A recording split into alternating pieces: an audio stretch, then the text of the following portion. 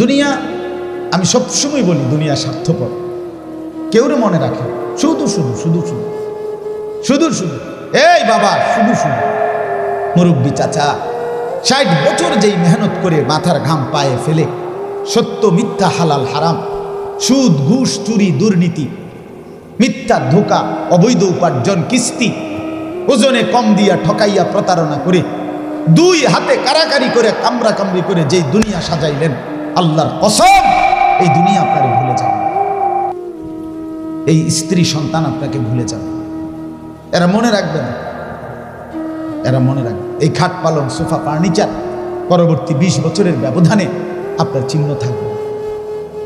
12 বছর পরে আমার দাদা মৃত্যুর 12 বছর পরে আমি আমার জ্যাঠারে বলছিলাম, দাদা জ্যাঠা আমার দাদা যে মারা গেছে, আমনে আমার দাদার বড় ছেলে, আমনে আমার বড় জ্যাঠা, আমনের কাছে আমার দাদাও বড় বাড়িওয়ালা ছিলেন, জমিওয়ালা ছিলেন, আমার দাদার খেরের ফাড়া, এরপরে হালের গরু অনেক ছিল।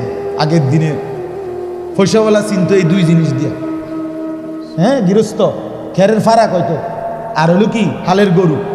হালের গরু দেখলে মানুষ বুঝতো যে এরা বা কি বলা পয়সাওয়ালা, খেরের ফাড়া দেখলে চিনত। অনেক কিছু ছিল দাদা।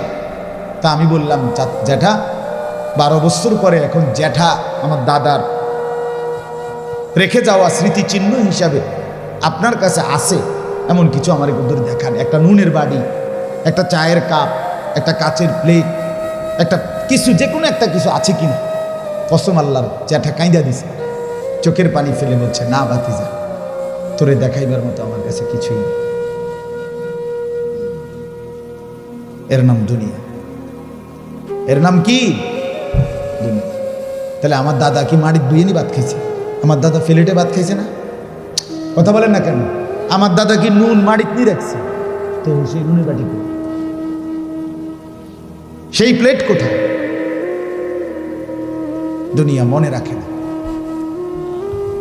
দুনিয়া মনে রাখে না।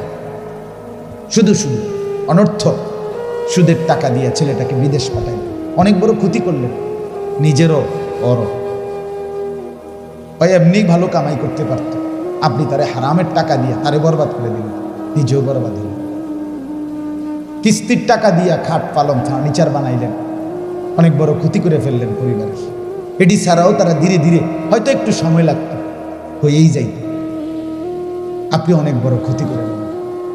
আজীবনের জন্য, দীর্ঘদিনের জন্য তাদেরকে হারামের সাথে জুড়াই দিলেন, নিজেও নষ্ট হইলেন, তাদেরকেও নষ্ট হইলেন,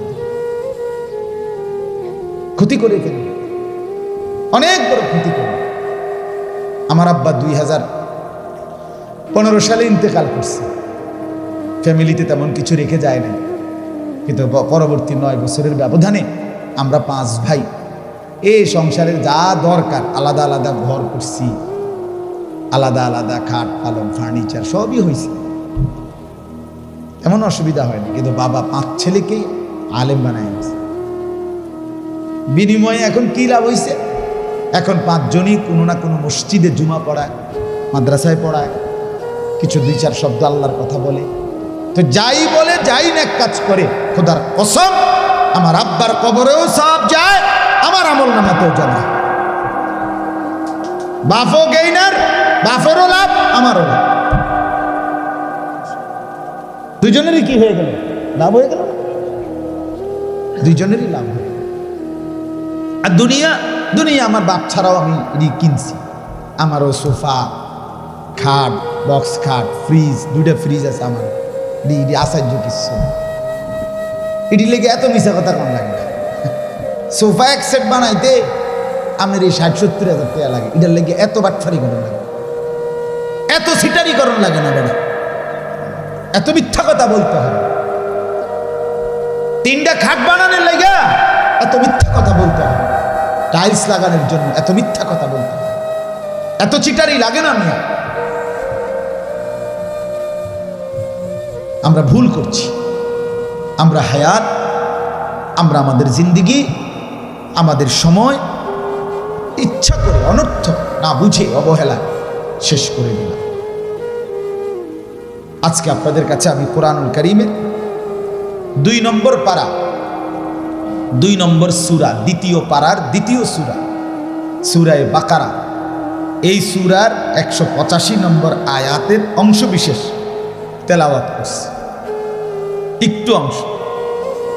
মূলত খুব গভীর তাফসীর করা এটা আমার উদ্দেশ্য না, শুধু একটা অনুভূতি জাগানো উদ্দেশ্য। এই অনুভূতি জাগাইবার জন্য এতগুলো সময় কথা কইলাম। মূল অনুভূতিটা হলো, আমি আপনি প্রত্যেকেই, আমার এই কথাটা আবারও মনোযোগ দিয়ে শুনেন, আমরা প্রত্যেকেই আমাদের এই হায়াত, আমাদের এই জিন্দিগি, আমাদের এই সময়কে সর্বোচ্চ কদর করা উচিত। কেন? আমাদের এই হায়াত, আমাদের এই জিন্দিগি ওয়ান ওয়ে, আমাদের জিন্দিগি ওয়ান ওয়ে। ওয়ান ওয়ে কি? তা একমুখী রাস্তা, এটারে কয় ওয়ান ওয়ে। অর্থাৎ এই এখন আধুনিক যে 4 লেনের রাস্তা, এটা হলো আপনি মনে করেন এদিক দিয়ে যাইতেছেন, এদিক দিয়ে গেলে এটারে ওয়ান ওয়ে, অর্থাৎ আপনাকে সামনেই যাইতে হবে, এদিক দিয়ে আর ফিরচাইতে পারতেন না। কথা বলেন না কেন? এদিক দিয়ে আর পিছাইতে পারবেন না, এটা আইনত দণ্ডনীয় অপরাধ। এদিক দিয়ে আর পিছাইতে পারতেন না। আপনাকে যদি আবার পিছনে আসতে হয় তো ইউটার্ন লইতে হবে, ইউটার্ন নিতে হবে, ঘুরে আইতে হবে, ঠিক কিনা বলেন না? তাইলে এদিক দিয়ে আর আপনি পিছাইতে পারতেন না। এটারে কয় একমুখী রাস্তা, ওয়ান ওয়ে। ঢাকা শহরের সব রাস্তা ওয়ান ওয়ে, এখনকার 4 লেন রাস্তা ওয়ান ওয়ে রাস্তা, মানে একদিক দিয়ে যাইতে হবে, এদিক দিয়ে যাইতেই হবে, শুধু এদিক দিয়ে ফিরচাইতে পারতেন। আমাদের এই হায়াত, বন্ধু যুবক তোমাকেও বলি, বাপ মুরব্বী আপনাদেরকেও বলি, পর্দার আড়ালের মা বোনদেরকেও বলি, আমাদের প্রত্যেকের জীবন আমার আপনার ওয়ান ওয়ে, অর্থাৎ আমরা কেবল সামনের দিকেই যেতে হবে, আর কোনো দিন আমরা আজকের দুপুরে ফিরতে পারবো না।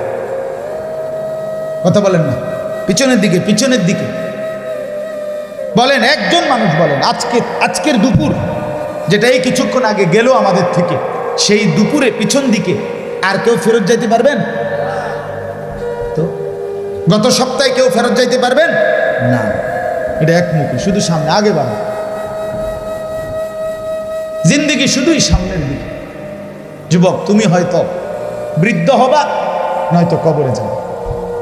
মুরব্বী বাবারা, আপনারা হয়তো আর কিছুদিন হায়াত পাবেন, নয়তো কবরে চলে যাবে, কিন্তু সামনেই যাইতেই না।